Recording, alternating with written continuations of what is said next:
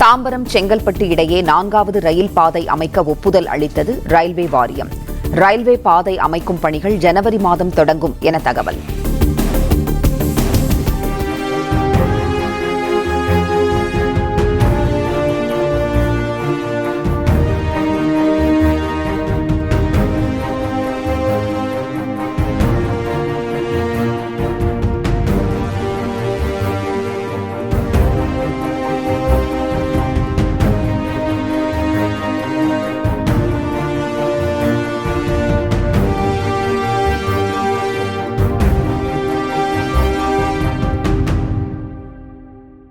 Play store மற்றும் app ஸ்டோரில் இருந்து பாலிமர் செயலியை QR கோடு மூலம் பதிவிறக்கம் செய்யுங்கள்.